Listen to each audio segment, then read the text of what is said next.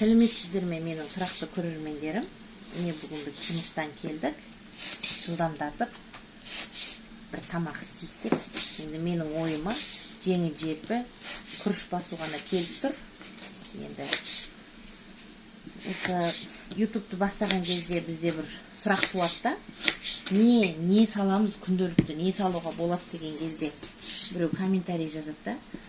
Енді аш жатпайтын шығарсыздар, әйел адам болғаннан кейін күнделікті тамақ істейсіздер.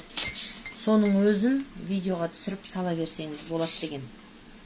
Сол секілді, міне қазір мен жылдамдатып етін турап, бала шағама күріш басып берейін деп жатырмын. Енді оңтүстіктің қыздары сияқты күрішіме мейіз қосам, сары домалақтар қосам деп айта алмаймын. Етті молырақ турап күріш басамыз.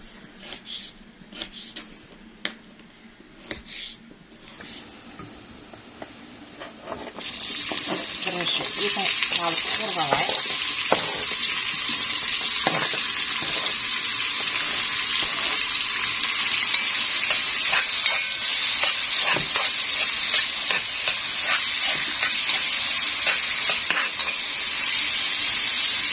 Sarımsağın salamız.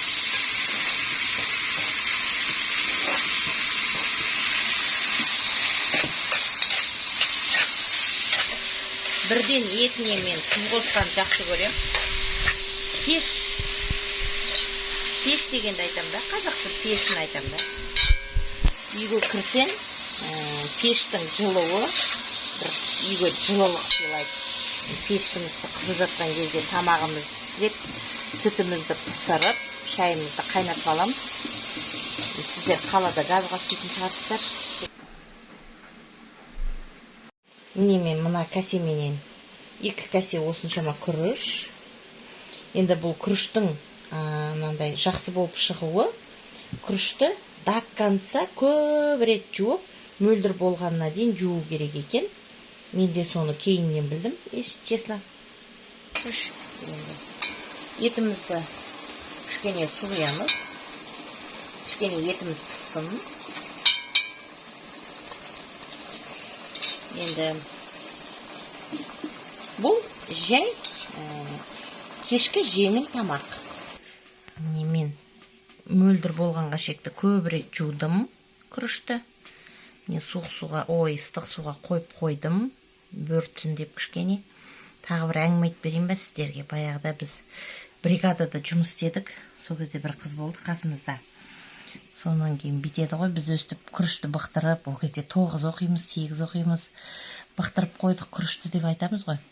Соны 3-ке бөлінеміз, бүгін сен істейсің, ертең сен істейсің деп 3 қыз бөлініп аламыз, тамақ істейміз. 9 класс бітіріп 10 классқа көшкен жылы. Содан ана қыз енді үйінде тамақ істеп көрмеген ғой, бір күні келіпті. Қыздар мен етті қуырдым да, рошкиді бұқтырып қойдым деп. Анандай суға салып, осы сияқты жуып қойдым деп. Сол секілді менің де күріштерім жуылып тұр.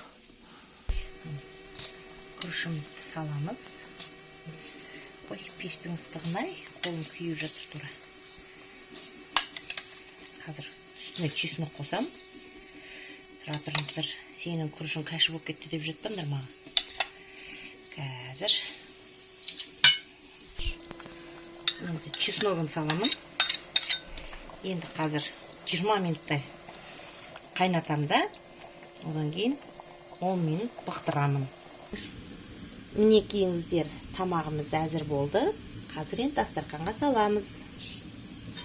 Міне менің күрішім, неме деп айтамыз, индийский күріш, пәлен түгілген күріш емес.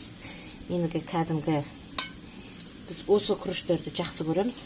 Енді пысқанда сылдырлап тұрмаса да, өзіміз осыны өте жақсы көреміз, отандық өнім деп. Ал енді жалпы бұны пысырған кезде каша болып қалады. Оның секретін мен сіздерге және айттым, өте көп жуу керек. Өте көп жуған кезде осындай болып пысады. Тамағымыз дайын болды. Астарыңыз дәмді болсын.